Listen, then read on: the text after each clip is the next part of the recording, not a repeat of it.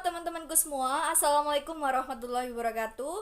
Kami dari kelompok 5, di sini kami akan menjelaskan atau akan mempresentasikan hasil diskusi kami, yaitu dalam pembuatan book chapter atau pembuatan buku yang beranggotakan saya sendiri, Astuti Trutami, ada Ulfatur Rohmah, Dian Meletifah, Rizkatul Amalia, dan Sofi Nur Azizah. Nah, di sini kami mendapatkan yang membuat soal berbasis taksonomi Bloom sesuai dengan KD-nya atau sesuai dengan kompetensi dasarnya. Nah, nanti kami akan menjelaskan mengenai definisi dari taksonomi Bloom itu apa. Kemudian bukunya itu kita membuat soalnya dalam kelas berapa aja dan juga KD-KD-nya nanti apa aja. So, buat teman-teman semua, jika penasaran, sebelum lanjut ke videonya, pastikan dulu teman-teman sudah kasih tombol like untuk kami dan jangan lupa komen di bawah. Dan yang paling penting adalah subscribe ya teman-teman supaya channel lebih berkembang. Dan jangan lupa klik tombol notifikasinya supaya teman-teman tidak lagi ketinggalan video-video yang selanjutnya. And langsung aja ke videonya, let's go. Baik teman-teman, di sini saya akan menjelaskan pengertian dari taksonomi Bloom. Taksonomi Bloom berasal dari dua kata dalam bahasa Yunani, yaitu yang pertama ada tasein dan yang kedua adalah nomos. Tasein artinya adalah mengklasifikasi, sedangkan nomos artinya adalah aturan. Kemudian Bloom ini itu mengklasifikasikan berpikir ke dalam dua bagian teman-teman, yaitu yang pertama ada LOTS atau LOTS atau juga Lower Order Thinking Skill yang artinya kemampuan berpikir tingkat rendah, dan yang kedua ada HOTS atau HOTS atau Higher Order Thinking Skill yang artinya kemampuan berpikir tingkat tinggi. Nah, guru sangat berperan penting untuk melatih siswa untuk memiliki kemampuan berpikir tingkat tinggi karena merupakan tuntutan dari kurikulum 2013 atau K13. Kemudian untuk memiliki kemampuan berpikir tingkat tinggi ini atau HOTS, guru dapat melatihnya atau memberikan soalnya itu berbasis HOTS, teman-teman. Nah, kemudian soal tes berbasis HOTS ini dapat membantu siswa untuk melatih kemampuan berpikir siswa itu dalam tingkat tinggi. Selain itu, guru dalam memberikan soalnya itu pun beragam. Ada yang menggunakan soal tes pilihan ganda, isian singkat, dan juga ada yang menggunakan esai. Adapun menurut Lestari pada tahun 2016 menyatakan bahwa HOTS atau Higher Order Thinking Skill yang artinya kemampuan berpikir tingkat tinggi merupakan keterampilan untuk menghubungkan ide dan fakta, menjelaskan, menganalisis, berhipotesis, mensintesis, atau sampai pada tahap menyimpulkan untuk memecahkan suatu masalah. Taksonomi Bloom ranah kognitif yang telah direvisi oleh Anderson dan Gradwell pada tahun 2001 meliputi 6 keterampilan. Yang pertama, C1 yaitu keterampilan mengingat atau remembering. Pada keterampilan C1 menggunakan operasional menyusun, mendefinisikan, melabel, mendaftar, mengingat, mengenali, serta menyatakan. Yang kedua, keterampilan memahami, C2 atau understanding. Pada keterampilan C2 menggunakan operasional menjelaskan, membandingkan, memberi contoh, mengklasifikasikan, merangkum atau meringkas, menyimpulkan, menafsirkan, menyusun ulang kata-kata, menggambarkan, menerjemahkan, melaporkan, mendiskusikan, menuliskan kembali, memperkirakan, dan menteorikan. Nah, selanjutnya ada C3 yaitu menerapkan atau applying. Nah, C3 ini menggunakan operasional menentukan, menerapkan, menentukan, mengelola, menjalankan, menyelesaikan, menghasilkan, mengimplementasikan, membangun, mengubah, menyiapkan, menyelenggarakan, melaksanakan, mereaksikan, merespon, dan memerankan. Dan selanjutnya ada C4 yaitu menganalisis atau analising. Nah, C4 ini menggunakan operasional membedakan, mengorganisasikan, menganalisis, dan membuat atribut. Nah, selanjutnya ada C5 yaitu menilai atau evaluating. Nah, C5 ini menggunakan operasional, mengkritik, membenarkan, dan menyalahkan. Nah, selanjutnya ada C6 yaitu menciptakan atau kritik. Nah, C6 ini menggunakan operasional, merencanakan, membangun, menciptakan rancangan, merevisi, merumuskan, menyusun rencana, menegaskan, menggabungkan, memadukan, memodifikasi, dan menghasilkan. Yang selanjutnya terdapat dimensi pengetahuan taksonomi Bloom. Dimensi pengetahuan taksonomi Bloom ini dibagi menjadi 3, yaitu pengetahuan faktual, pengetahuan konseptual, dan pengetahuan prosedural. Yang pertama, pengetahuan faktual. Pengetahuan faktual ini dibagi menjadi 2, yaitu pengetahuan tentang terminologi dan pengetahuan tentang detail-detail dan elemen-elemen yang spesifik. Pengetahuan tentang terminologi meliputi pengetahuan tentang label dan simbol verbal dan nonverbal atau kata, angka, tanda, dan gambar. Selanjutnya ada pengetahuan tentang detail-detail dan elemen-elemen yang spesifik, merupakan pengetahuan tentang peristiwa, lokasi, orang, tanggal, sumber informasi, dan semacamnya. Yang kedua ada pengetahuan konseptual. Pengetahuan konseptual mencangkup pengetahuan tentang kategori, klasifikasi, dan hubungan antara 2 atau lebih kategori pengetahuan yang lebih kompleks dan tertata. Yang ketiga ada pengetahuan prosedural. Pengetahuan prosedural adalah pengetahuan tentang cara atau melakukan sesuatu. Pengetahuan ini mencangkup pengetahuan tentang keterampilan, algoritma, teknik, dan metode yang semuanya disebut dengan prosedur. Dimensi pengetahuan yang selanjutnya yaitu ada pengetahuan metakognitif. Pengetahuan metakognitif ini merupakan dimensi baru dalam taksonomi Bloom revisi. Pengetahuan metakognitif ini dalam kategori dimensi pengetahuan yang dilandasi oleh hasil penelitian-penelitian terbaru tentang peran penting pengetahuan siswa mengenai kognisi mereka sendiri dan kontrol mereka atas kognisi itu dalam aktivitas belajarnya. Pengetahuan metakognitif itu sendiri terbagi menjadi 3 subjenis. Yang pertama ada pengetahuan strategis, yang kedua ada pengetahuan tentang tugas-tugas kognitif, yaitu yang meliputi dari pengetahuan kontekstual dan kondisional. Yang ketiga ada pengetahuan diri. Dimensi pengetahuan yang terakhir yaitu ada pengetahuan strategis. Pengetahuan strategis merupakan pengetahuan tentang strategi belajar dan berpikir serta pemecahan masalah. Subjenis pengetahuan ini mencakup pengetahuan tentang berbagai strategi yang dapat digunakan siswa untuk menghafal materi pelajaran, mencari makna teks, atau memahami apa yang mereka dengar dari pelajaran yang didapatkan di kelas atau yang dibaca dalam buku dan bahan ajar lainnya. Strategi belajar ini dikelompokkan menjadi 3 subjenis, yaitu ada pengulangan, elaborasi, dan organisasi. Pada buku yang kami bahas terdapat beberapa materi dari kelas 4 semester 1 dan 2, kelas 5 semester 1 dan 2, dan kelas 6 semester 1. Soal IPA kelas 4 semester 1 terdapat 5 tema. Yang pertama, tema 1, indahnya kebersamaan. Tema 2, selalu berhemat energi. Tema 3, peduli terhadap lingkungan.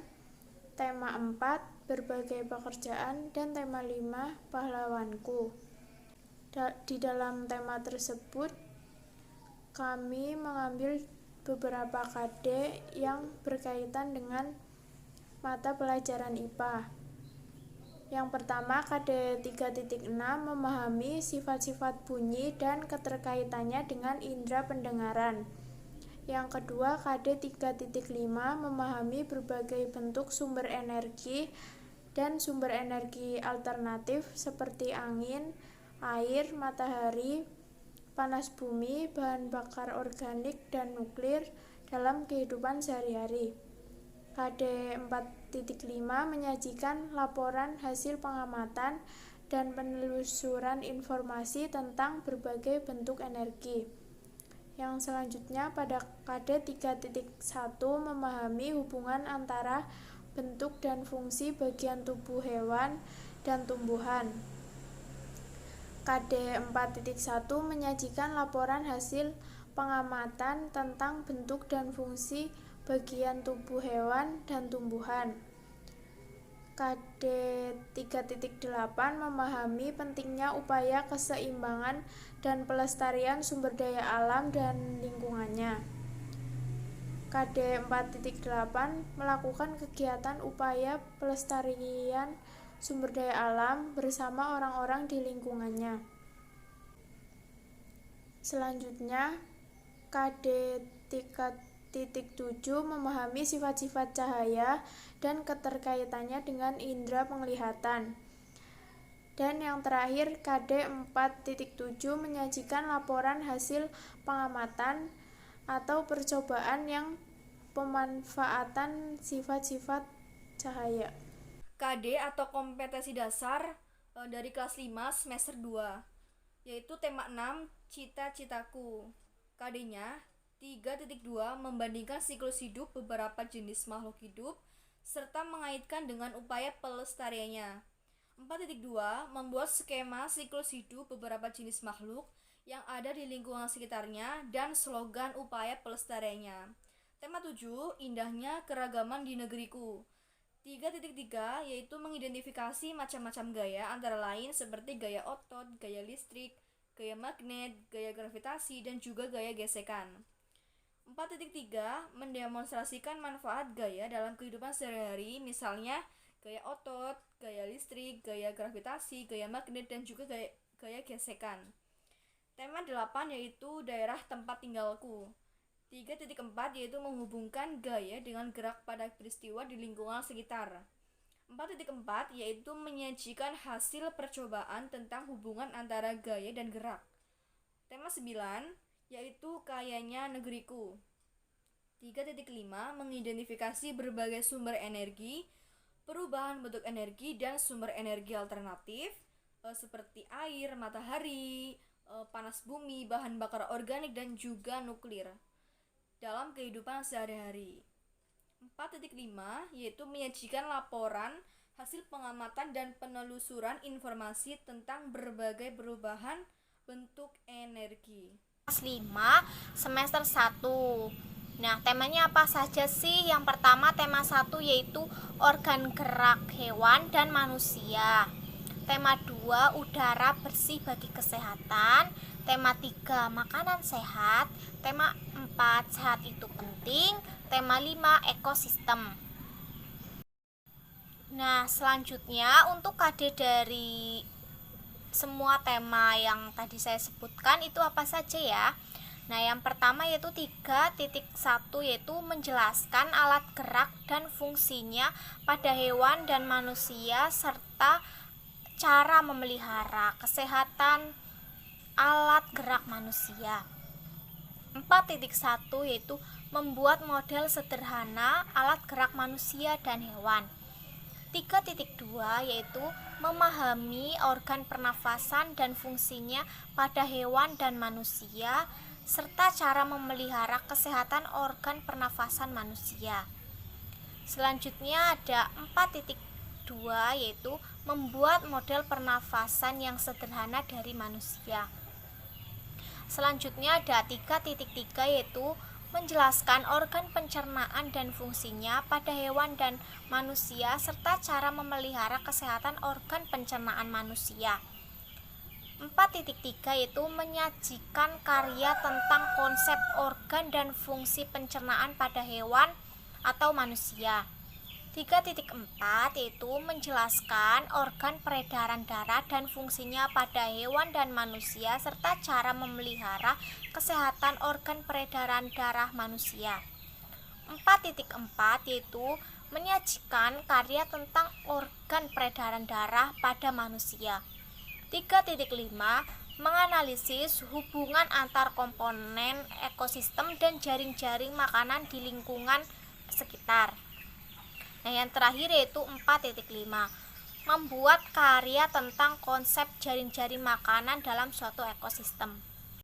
Nah, di sini saya membuat soal IPA semester 2 yang terdiri dari 4 tema, yaitu tema 6, 7, 8, dan 9. Pada tema 6 dengan kompetensi dasar 3.6 menerapkan konsep perpindahan kalor dalam kehidupan sehari-hari. 4.6 melaporkan hasil pengamatan tentang perpindahan kalor. Pada tema 7 dengan kompetensi dasar 3.7 menganalisis pengaruh kalor terhadap perubahan suhu dan wujud benda dalam kehidupan sehari-hari.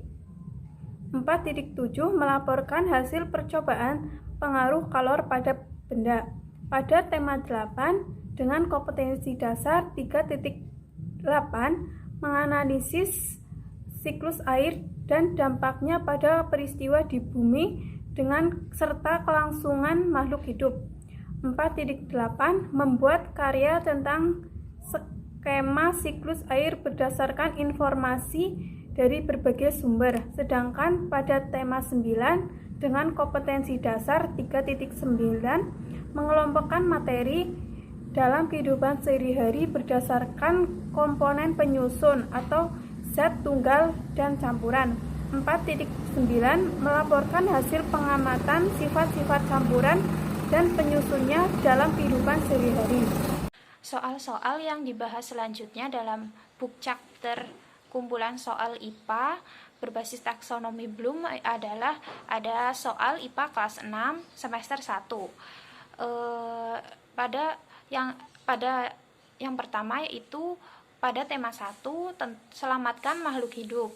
KD yang dibahas KD 3.1 yaitu membandingkan cara perkembangbiakan tumbuhan dan hewan.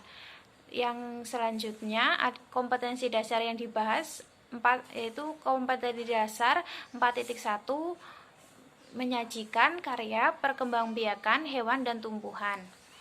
Yang selanjutnya pada tema 2 tentang persatuan dalam perbedaan.